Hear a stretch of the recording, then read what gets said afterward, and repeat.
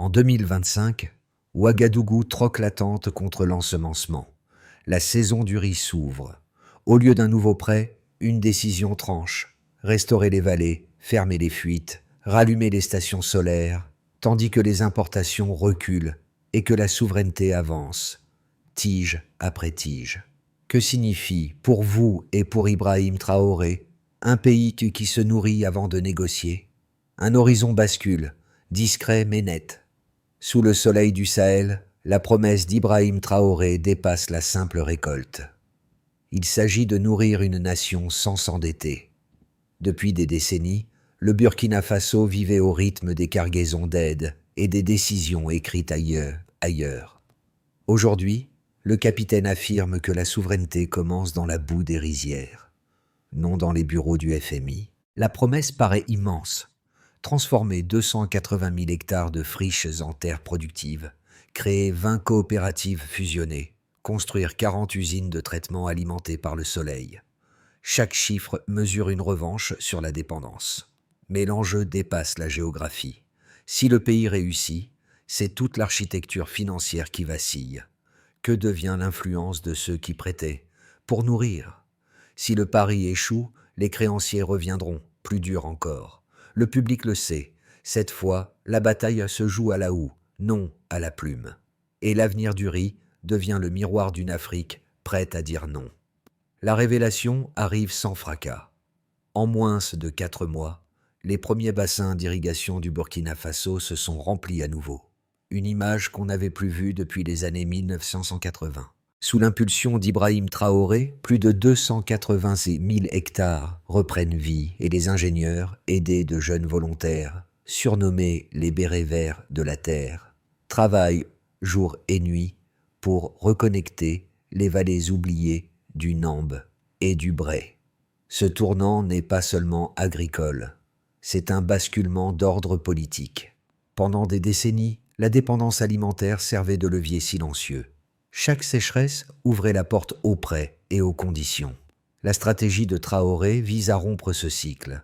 Le financement de 600 millions de dollars, issu du Fonds du peuple pour la souveraineté alimentaire, ne vient d'aucune aide extérieure. Il provient de l'or nationalisé, de réformes fiscales et d'une coopération énergétique au sein de l'alliance AES.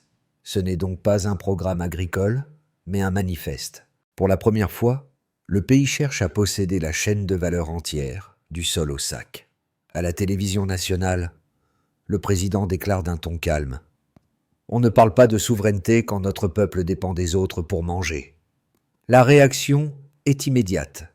Les analystes occidentaux parlent d'un pari risqué. Les marchés locaux, eux, baptisent la campagne. Le riz de la liberté. Le contraste résume l'enjeu. Un pays pauvre en capitaux, mais riche en courage, tente d'inverser la hiérarchie des dépendances. Et quelque part, entre les tuyaux soudés et les champs reverdis, une vérité simple émerge. Si le Burkina Faso réussit à nourrir ses enfants, il pourrait bien redessiner la carte de l'influence mondiale. Dans la vallée de Kau, Sadou Zongo, un agriculteur aux mains calleuses, marche pieds nus sur la terre redevenue humide. 15 ans plus tôt, ce sol était stérile, fissuré par la sécheresse. Aujourd'hui, grâce aux canaux rouverts sous le plan d'Ibrahim Traoré, l'eau revient, claire et régulière. Autour de lui, des jeunes, souvent d'anciens soldats ou diplômés sans emploi, rient en fixant les tuyaux solaires flambant neufs. Ils se nomment entre eux les bérets verts de la terre. Leur mission, nettoyer, semer, surveiller, blaiser. Les drones, autrefois outils de guerre, suivent désormais la croissance du riz et mesurent l'humidité des parcelles. Cette transformation, à la fois technique et symbolique, raconte la métamorphose d'un pays qui apprend à produire avant de demander. Dans les marchés de Bobo-Dioulasso, les premières gerbes attirent les curieux. Une radio locale ouvre son journal par ces mots : « Le Burkina se nourrit, enfin !» L'émotion gagne les campagnes. Pour beaucoup, c'est la preuve tangible que la parole du capitaine n'était pas qu'un discours patriotique. Mais cette réussite naissante s'accompagne d'une tension discrète. Les importateurs de riz voient leurs marges s'effriter. Certains investisseurs étrangers hésitent à renouveler leurs contrats. Le gouvernement tente d'équilibrer l'élan populaire et la prudence budgétaire. Pour Sadou, la question est simple. Si nous faisons pousser notre riz, qui pourra encore nous dire comment vivre? Et dans cette interrogation se loge tout le poids du projet. La liberté n'est plus un slogan, mais une récolte qui pousse, grain après grain. Tout a commencé un matin de février 2025, quand Ibrahim Traoré réunit, dans le palais présidentiel de Ouagadougou, une poignée d'ingénieurs, d'agronomes et d'officiers logistiques. Pas de consultants étrangers, pas d'observateurs du FMI, seulement des Burkinabés décidés à tracer une voie nouvelle. L'ordre du jour tenait en une phrase : nourrir une nation, sans autorisation. Le financement de 600 millions de dollars sortis du Fonds du peuple pour la souveraineté alimentaire, alimenté par la nationalisation partielle des mines d'or et la taxation des produits de luxe importés. 3 opérations furent lancées : irrigation, production, transformation. La première vague se concentra sur la remise en état des canaux. Pendant des semaines, les bulldozers dégageaient la boue des vallées du Nambe et du Bray sous une chaleur étouffante. Les pompes solaires, adaptées localement à partir de modèles chinois, furent soudées et installées par des équipes mixtes d'ingénieurs civils et de techniciens militaires. En 4 mois, l'eau circulait à nouveau. La deuxième vague, humaine, mobilisa des milliers de volontaires. Ces jeunes formés à la hâte, baptisés les bérets verts de terre et les bérets verts de la terre, défrichaient les parcelles abandonnées et semaient des variétés de riz développées avec le Centre africain du riz au Bénin. Les drones, recyclés d'usage militaire, filmaient la croissance des plants et mesuraient les niveaux d'humidité. Les réseaux sociaux burkinabés se remplirent d'images d'une verdure revenue, symbole d'un optimisme retrouvé. La troisième vague visait la transformation. 40 usines furent planifiées, conçues pour traiter 2 millions de tonnes de riz par an. Cette fois, la valeur ne devait plus fuir vers l'extérieur. Le Burkina Faso voulait posséder la chaîne complète, du sol au sac. Mais, à mesure que le projet prenait forme, les inquiétudes montèrent à l'étranger. Les économistes du FMI publièrent une note prônant la transparence et la prudence. Derrière les mots polis, beaucoup lurent un avertissement. L'expérience burkinabé menaçait un ordre économique établi depuis des décennies. À Paris et à Washington, les éditorialistes parlèrent de géopolitique du riz. Sur le terrain, pourtant, la vie changeait. Dans les marchés, on vantait le riz du courage. À la radio, les chansons patriotiques remplaçaient les bulletins de dette. Pour les paysans, l'histoire n'était plus abstraite. Les rizières vivantes devenaient la preuve d'une indépendance en germe. Et au cœur de cette mutation, Ibrahim Traoré demeurait présent, silencieux, mais central. Chaque visite de terrain se transformait en rituel. Il marchait lentement entre les plants, saluait les équipes et rappelait que la souveraineté commence par le pain. L'élan populaire s'étendait, tandis que les analystes occidentaux tentaient d'en mesurer la portée. Personne ne savait encore que cette révolution du riz allait, dans les mois suivants, redéfinir le rapport de force entre dépendance et dignité. Les chiffres confirment ce que les champs laissaient pressentir. En moins d'1 an, la production nationale de riz du Burkina Faso a bondi de plus de 170%, un record historique. En 2024, le pays dépendait encore à 60% des importations pour nourrir sa population. Fin 2025, cette proportion est tombée sous les 25%. Chaque pourcentage gagné représentait des millions économisés, des cargaisons évitées et une souveraineté gagnée, grain après grain. Cette hausse spectaculaire n'est pas un hasard. Elle s'explique par la réhabilitation de 280 000 hectares de terres arables. Un effort collectif où ingénieurs, agriculteurs et volontaires ont uni leurs compétences. Le ministère de l'Agriculture estime que ces surfaces permettront, d'ici 2026, d'atteindre une autosuffisance totale en riz et de générer un surplus exportable vers les pays voisins. Le deuxième indicateur majeur concerne les infrastructures. 40 usines de transformation sont déjà en activité, capables de traiter près de 2 millions de tonnes par an. Ces unités, alimentées par l'énergie solaire, réduisent considérablement les pertes post-récolte et maintiennent la valeur ajoutée sur le territoire national. Chaque tonne transformée localement équivaut à une économie directe de devises, réduisant la dépendance aux chaînes d'approvisionnement étrangères. Le troisième pilier est financier. Grâce aux recettes minières réinvesties, le pays a limité son recours au crédit international. Le Fonds du peuple pour la souveraineté alimentaire reste autonome. Chaque dollar provient des ressources internes, sans prêt ni subvention conditionnée. Pour Ibrahim Traoré, ces chiffres traduisent une conviction. Celui qui contrôle son pain contrôle sa paix. Les analystes du FMI, dans leur bulletin trimestriel, reconnaissent cette progression tout en la qualifiant de risquée. Leurs projections évoquent la possibilité d'un réajustement budgétaire, mais sur le terrain, la croissance réelle supplante les mises en garde.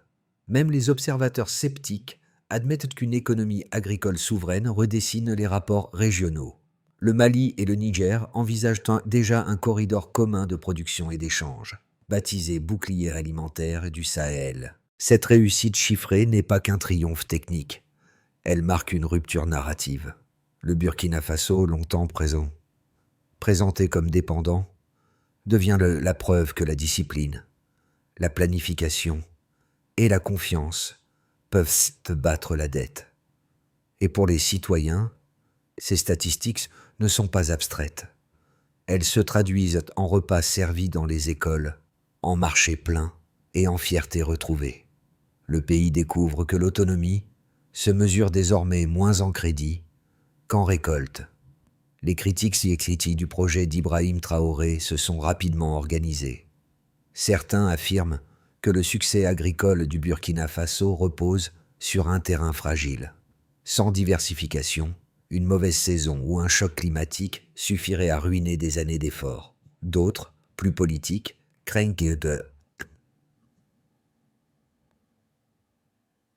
qu'un modèle financé sans prêts internationaux n'isole le pays. Sans accès régulier aux capitaux extérieurs, comment maintenir les infrastructures, renouveler les machines ou stabiliser la monnaie? Pour eux, le risque est clair. La souveraineté pourrait coûter la croissance. Ces arguments méritent d'être entendus. Pourtant, les données contredisent une partie de ces inquiétudes. La diversification est déjà amorcée. La rotation riz, maïs, maraîchage s'étend sur plusieurs régions et la capacité énergétique solaire couvre 42% des besoins d'irrigation. Quant au financement, il ne s'agit pas d'un isolement, mais d'un réalignement. En réduisant la dépendance aux prêts conditionnés, le gouvernement burkinabé récupère sa marge de manœuvre budgétaire. L'économie interne circule désormais à travers un système de troc régional, riz contre coton, engrais contre énergie, qui renforce les alliances africaines plutôt que de les couper du monde. Même au sein du FMI, certains analystes admettent que le modèle Traoré propose une forme d'indépendance constructive. Une note interne publiée à Washington mentionne « L'expérience burkinabé démontre la viabilité d'un développement hors dette. » Le véritable débat n'est donc pas entre ouverture et fermeture, mais entre dépendance et équilibre. Le Burkina Faso ne rejette pas le commerce mondial, il rejette seulement l'idée que la faim doit en être le prix d'entrée. Et quand un vieux fermier de Dougou résume la situation d'une voix ferme, nous n'avons pas besoin de prêt pour respirer. On comprend que la bataille des idées est déjà en train de basculer. La liberté a un prix. Nous le paierons avec notre récolte. Cette phrase d'Ibrahim Traoré marque un tournant, car à mesure que les rizières verdissent, les tensions montent. Plusieurs banques de développement suspendent discrètement leurs aides, invoquant des révisions techniques. Dans les chancelleries, on murmure que le Burkina Faso s'éloigne dangereusement du cadre de Bretton Woods. Puis, Un document interne du FMI fuit sur les réseaux. Il admet que l'expansion du riz burkinabé pourrait réduire significativement la dépendance budgétaire de l'Afrique de l'Ouest. Assis. En quelques heures, le mémo de la révolution du riz devient viral. Dans les rues, des étudiants défilent. Des paysans offrent des sacs de riz devant l'Assemblée nationale, comme pour signer un acte de propriété collective.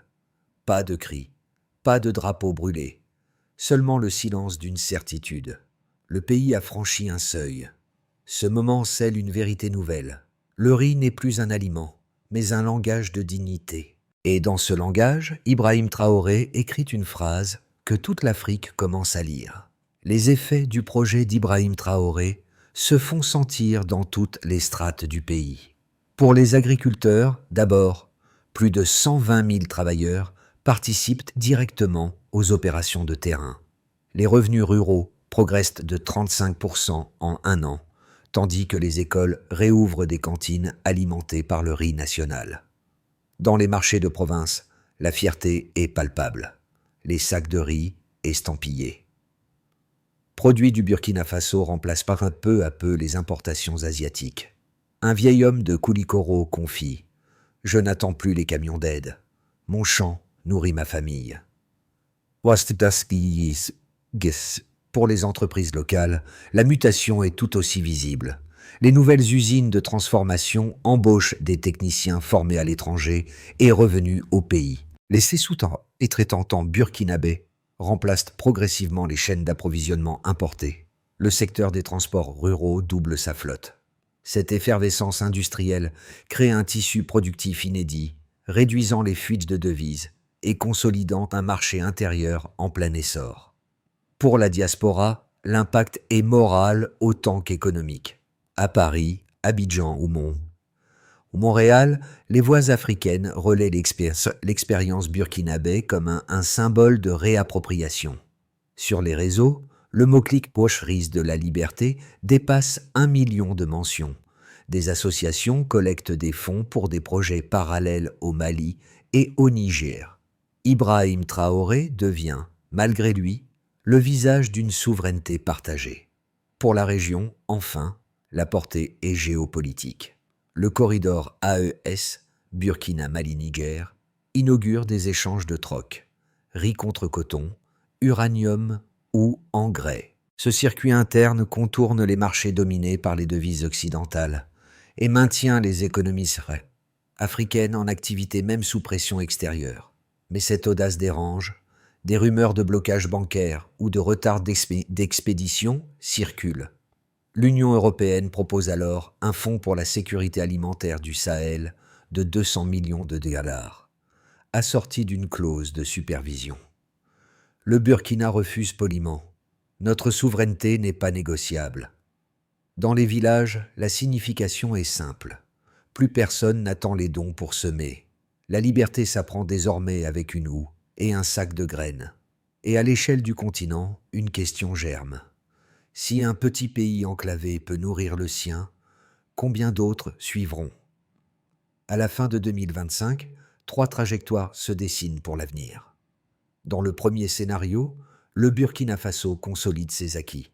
Les 280 000 hectares restent productifs. Les 40 usines tournent à 400% de leur capacité et le pays maintient un taux d'autosuffisance de 95%. Les partenariats AES s'élargissent avec un troc élargi. Le Niger fournit les minéraux. Le Mali partage l'eau des barrages. La croissance reste modeste mais stable, soutenue par une inflation maîtrisée et un moral national élevé. Dans un scénario optimiste, les pluies de 2026 dépassent les prévisions et la production grimpe encore de 25%. Les excédents de riz ouvrent un marché d'exportation vers la Côte d'Ivoire et le Ghana, renforçant la monnaie locale et attirant des capitaux régionaux. Le modèle burkinabé devient une référence pour les pays du Sahel, produire avant d'emprunter. Dans cette hypothèse, le pays accède à un leadership continental et Ibrahim Traoré s'impose comme la figure d'une indépendance pacifique, fondée sur le travail et la terre. Dans un scénario pessimiste, une sécheresse ou des sanctions commerciales frappent le pays. Les flux logistiques se bloquent, les coûts du carburant montent et la maintenance des pompes ralentit. Sans liquidité externe, les subventions agricoles s'érodent. Le gouvernement doit alors arbitrer entre stabilité budgétaire et maintien du moral populaire. Dans cette situation, les choix diplomatiques pèseraient lourd. Accepter un soutien conditionné ou serrer les rangs autour de l'alliance AES. Dans tous les cas, une constante demeure. La souveraineté alimentaire reste la boussole. Car pour Ibrahim Traoré, la question n'est plus si le Burkina peut se nourrir seul, mais comment il préservera cette liberté dans la durée. Le défi des 12 prochains mois n'est pas la récolte suivante, c'est la défense du modèle lui-même, entre dignité nationale et réalités économiques. Au-delà des chiffres et des discours, l'expérience burkinabé touche à quelque chose d'universel. Chacun, qu'il vive à Ouagadougou, à Dakar ou à Lyon, comprend l'émotion de ceux qui plantent leur propre avenir. Dans les villages du Sahel, les enfants rentrent de l'école, les mains pleines de riz. Dans les marchés urbains, les mères comparent fièrement les sacs marqués « Riz du Burkina Faso ». Ce geste quotidien, presque banal, symbolise une révolution silencieuse, celle qui rend la dignité visible. Pour le spectateur, cette histoire dépasse les frontières. Elle pose une question intime. Que vaut la liberté si elle ne commence pas dans l'assiette? Chaque kilo de riz cultivé localement rappelle que l'indépendance n'est pas qu'un slogan politique, mais un acte répété, une responsabilité partagée. Même loin du Sahel, cette leçon résonne. Dans un monde dépendant des chaînes globales, produire ce que l'on consomme devient un acte de résistance douce. Les économistes y voient un modèle. Les sceptiques, un pari. Mais pour les citoyens, c'est une preuve. Quand un pays transforme la peur du manque en orgueil du travail, il change son rapport au monde. Et pour Ibrahim Traoré, ce changement est déjà irréversible. La souveraineté ne se négocie plus, elle se cultive. Pour transformer l'élan en durabilité, Ibrahim Traoré et son équipe ont défini une feuille de route claire. D'abord, stabiliser de la production. Les coopératives régionales fusionnées seront dotées de réserves communes en semences, carburant et engrais, afin d'éviter toute rupture saisonnière. Ensuite, renforcer la transformation locale. Les 40 usines existantes doivent atteindre 100 de capacité et 20 nouvelles unités mobiles seront installées dans les zones enclavées d'ici la fin de 2026. Puis, mutualiser la logistique. Le corps de logistique d'urgence deviendra permanent, avec des convois AES coordonnés pour transporter le riz, le coton et les minerais dans un système de troc régional. Par ailleurs, investir dans la connaissance. Un institut du riz souverain sera ouvert à Bobo-Dioulasso pour former agronomes et gestionnaires, avec l'objectif de produire la compétence autant que la récolte. Enfin, créer un mécanisme de suivi. Chaque vallée aura un tableau public de données, superficie, rendement, pertes, coûts. Cette transparence, affirme Ibrahim Traoré, est le bouclier de la souveraineté. Ces mesures ne visent pas la grandeur, mais la continuité. Car le président sait qu'une indépendance fragile se mesure au premier choc externe. En ancrant la réforme dans les institutions, il veut que le risque du Burkina ne soit pas un épisode, mais un modèle transmissible. Et pour les citoyens, cette feuille de route traduit une certitude. La souveraineté n'est plus un rêve, c'est un processus mesurable. Grain par grain, plan par plan, le pays apprend à tenir debout, non par défi, mais par méthode. Le crépuscule tombe sur la vallée de Bobo-Dioulasso. Ibrahim Traoré marche lentement entre les rangées de jeunes plants, tandis que la lumière dorée se reflète sur l'eau calme des canaux. Autour de lui, le bourdonnement ment. Des machines s'estompent, remplacées par le chant des grenouilles.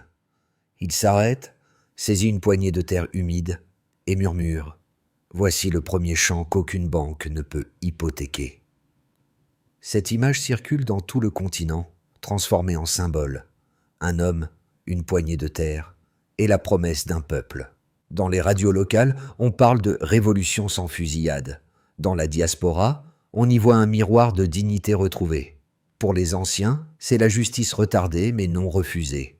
Pour les jeunes, c'est la preuve que l'Afrique peut écrire sa propre équation du progrès. Et au cœur de cette émotion tranquille, une idée s'impose, la liberté. Ici, ne s'écrit plus avec des armes, mais avec des semences. Ce soir-là, le vent du Sahel ne charrie pas la poussière des famines, mais l'odeur neuve du riz mûrissant. Dans le silence revenu des plaines, le Burkina Faso contemple son propre reflet. Le pays qui attendait l'aide compte désormais sur ses mains. Et derrière chaque sac de riz, il y a une leçon, celle d'un peuple qui a troqué la dépendance contre la patience. Pour Ibrahim Traoré, cette victoire n'est pas personnelle, elle est collective. Chaque agriculteur, chaque technicien, chaque étudiant a participé à une réécriture lente de l'histoire africaine. Le pouvoir ne se mesure plus en crédit ou en taux d'intérêt, mais en graines et en confiance. La question demeure simple et vaste. Combien d'autres nations oseront, à leur tour, dire non avant de semer? Car si la dignité commence par le pain, elle s'entretient par le courage. Alors, que vous soyez à Ouagadougou ou à Paris, posez-vous cette question. Et si la vraie révolution du siècle n'était pas numérique, mais nourricière? Partagez vos pensées, vos doutes, vos espoirs, car chaque parole, comme chaque grain, peut faire germer un futur libre.